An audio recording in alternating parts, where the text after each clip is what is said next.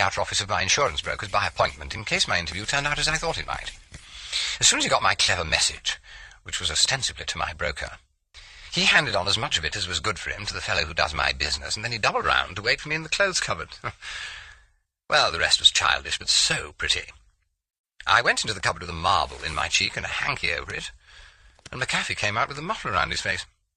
He went off with Mr. Parrott for a nice sea voyage, with nothing but his passage money home at the end of it, for on examining the sealed orders handed to me by the captain of industry, he discovered them to contain just that.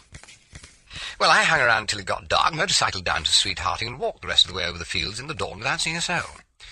Then I burgled the mill and left the rest to Amanda, for whose creditable performance she will be mentioned in my will. By the way, remind me, Amanda, when the fun is over. I must wire McAfee his passage money to Rio.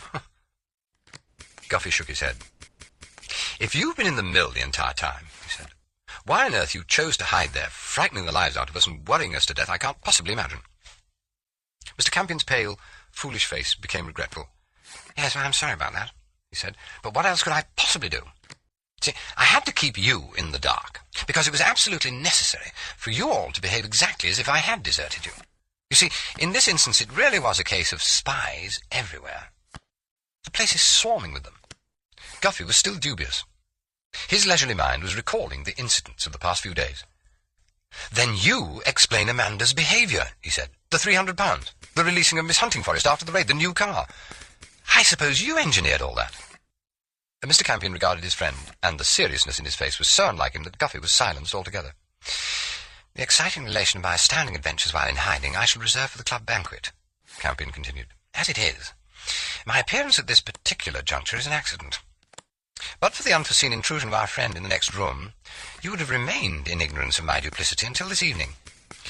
So, my dear old birds, do carry on as usual. Everything depends on that.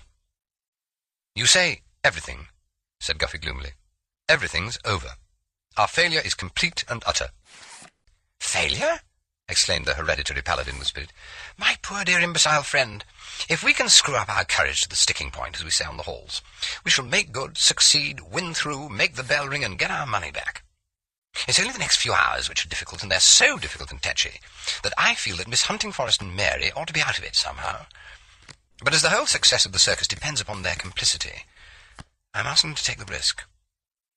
Well, I imagine one more risk or so won't make much difference to me, said Aunt Hat grimly. Guffey looked uncomfortable. Miss Huntingforest, I shall never forgive myself for the inconvenience and trouble that we've brought upon you, he said. They started before you came, said the lady with resignation. Count us in on it, said Mary firmly, and the older woman nodded. Mr. Campion leant forward, a comic figure in his remarkable garments. Now, the situation so far, he observed, is definitely sound. If it weren't for the simple livers on the heath, and the evidence delivered so neatly by the gentleman in the dining-room that our opponents are not so daft as I'd hoped, the affair would be almost plain sailing. As it is, I'm afraid there is a risk, a much greater one than I'd dreamed would ever be possible. These fellows are desperate. They're working for a man who's never yet been disappointed in anything he set his mind on. When you say the situation is sound, said Guffey, what do you mean? I don't see that we're any further on than we were at the beginning. Not with the charter well on its way to Whitehall? Oh, that's a tremendous step. Oh, I forgot. Dear. I do hope you're not going to be annoyed. You see, what happened was this.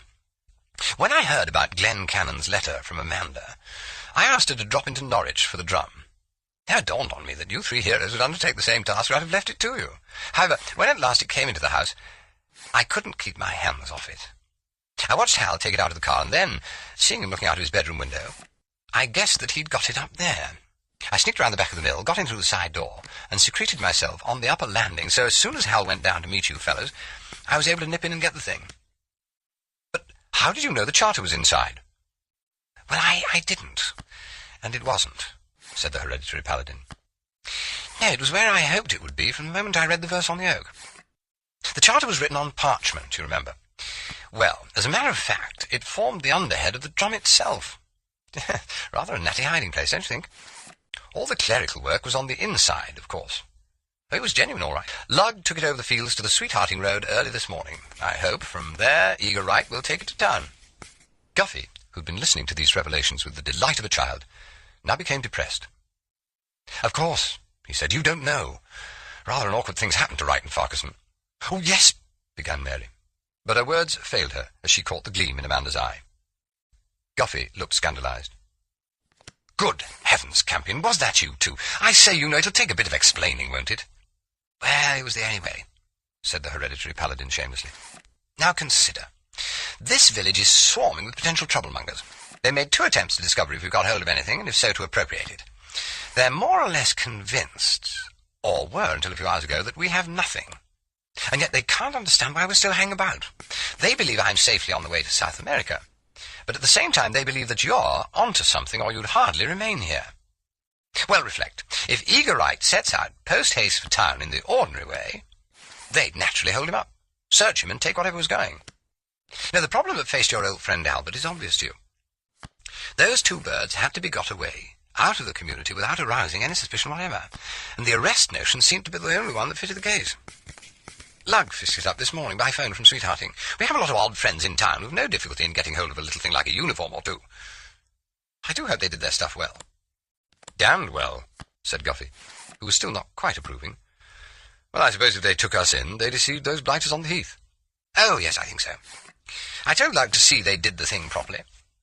I imagine they called in at the pub, asked the way to the house, dropped a few elephantine hints about the young gents who were wanted for a motoring offence, and finally came down here and carried off their prize in triumph.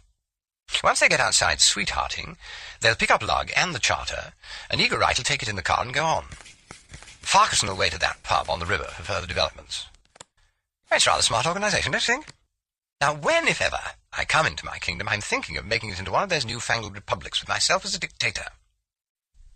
"You talk about the importance of the next few hours," said Guffey. "Are we to take it that something really sensational is about to happen sometime this evening?"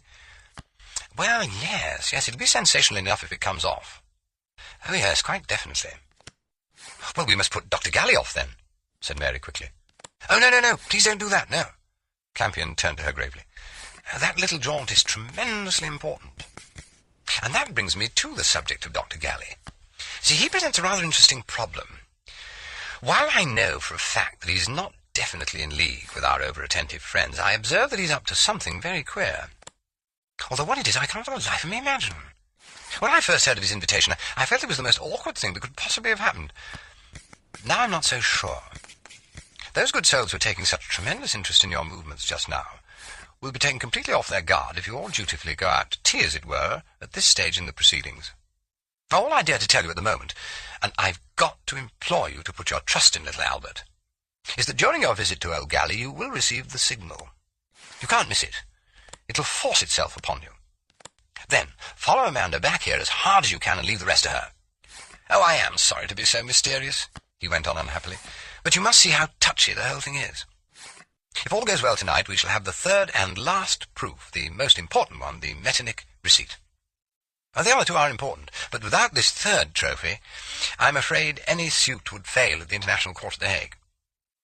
Well, now you see just where we stand.